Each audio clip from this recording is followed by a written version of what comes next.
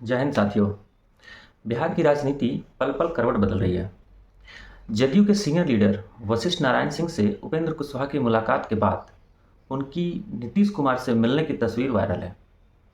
इन मुलाकातों के मायने अलग अलग हो सकते हैं। बिहार का सिंहासन समाजवादी चेहरे के पास रहे, इसका दबाव बनना शुरू हो चुका है।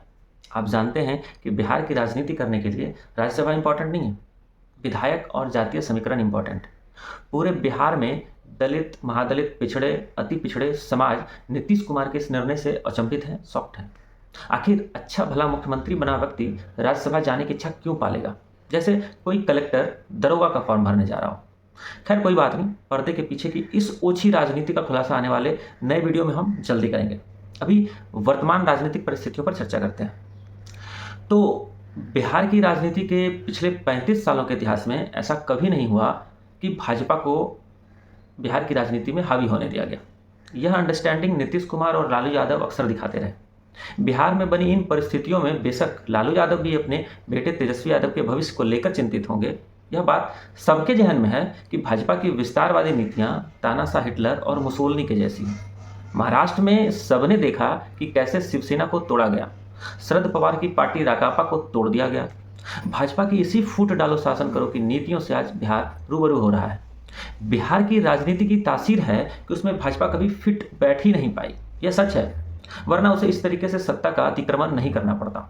यहाँ की राजनीतिक सामाजिक फिजा ने हमेशा समाजवादी और धर्मनिरपेक्ष चेहरे को ही आगे बढ़ाया है। डॉक्टर श्री कृष्ण बाबू से लेकर के नीतीश बाबू तक समाजवादी विचारधारा की पार्टियों में आज भी इतनी एकजुटता है कि वो भाजपा के स्वतंत्र रूप से चुनाव लड़ने की स्थिति में उसे नाको चने चबवा सकती है। एक समय में कांग्रेस की तानाशाही के खिलाफ देश की सारी पार्टियां एक मंच पर थी। रिजल्ट क्या हुआ आप जानते ही हैं। अब सवाल है कि आखिर आज बिहार लाचार क्यों है कि उसके पास कोई समाजवादी चेहरा नहीं है जिसे मुख्यमंत्री बनाया जा सके, जो सहज स्वीकार्य भी हो सभी वर्गों में, सभी जातियों में, सभी धर्मों में। यह बात सभी जानते हैं कि लवकुश समीकरण और फेस वैल्यू के मामले में उपेंद्र कुशवाहा बेशक फिट बैठते हैं, लेकिन जेडीयू नेताओं की गुटबाजी और महत्वाकांक्षा ने अच्छे खासे व्यक्तित्व को बेकार बना कर रख दिया। अगर किसी दूसरे चेहरे की बात करें तो बिहार में ऐसा चेहरा ढूंढने में मशक्कत तो करनी होगी, क्योंकि बिहार ने कभी नीतीश कुमार के विकल्प पर ध्यान नहीं दिया। खुद नीतीश कुमार ने ऐसी आपात स्थिति के लिए कोई चेहरा तैयार नहीं किया, सेकेंड लाइन लीडरशिप डेवलप नहीं की। नतीजा आज जदयू समाजवादी और धर्मनिरपेक्ष लीडरशिप का भाव झेल रहा है, तो वहीं दलितों, महादलितों, अति पिछड़ों में भी एक डर सा है।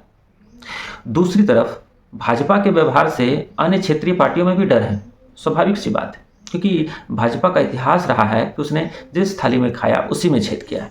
यूँ कह लीजिए भाजपा ने अपने सहयोगियों को हमेशा निगलने का प्रयास किया है। विधायकों के समीकरण मामले में भाजपा भले मजबूत हो जाए, वो किसी को मुख्यमंत्री बना दे, लेकिन बिहार को थोपा हुआ मुख्यमंत्री कभी पसंद नहीं आया। और भाजपा का इतिहास इस बात की तस्दीक भी करता है कि उसने हमेशा मुख्यमंत्री थोपने का प्रयास किया है। वैसे बिहार चौंकाने में यकीन रखता है, मैं यकीन के साथ कह सकता हूँ।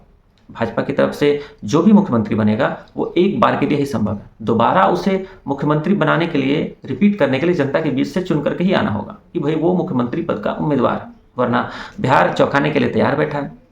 जदयू के गद्दारों को भी और भाजपा के रणनीतिकारों को भी। इस आपाधापी और अंदरूनी मची उहापोह के बीच सम्राट चौधरी भी रेस में सबसे आगे दिख रहे हैं। इसके पीछे का कारण उनकी राजनीतिक पृष्ठभूमि रही है।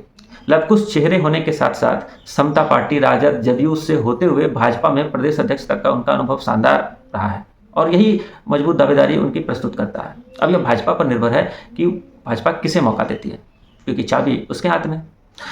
तो साथियों, वीडियो कैसी लगी, विश्लेषण कैसा लगा, इस पर अपनी राय जरूर दें। साथ ही वीडियो को लाइक करें, शेयर करें, ताकि बिहार की जनता भी इस बात को समझ सके कि आप लोकतंत्र में भले मालिक हों, लेकिन नेताओं ने आपकी भावनाओं को कोठे पर बिठा दिया है। जय हिंद, जय बिहार।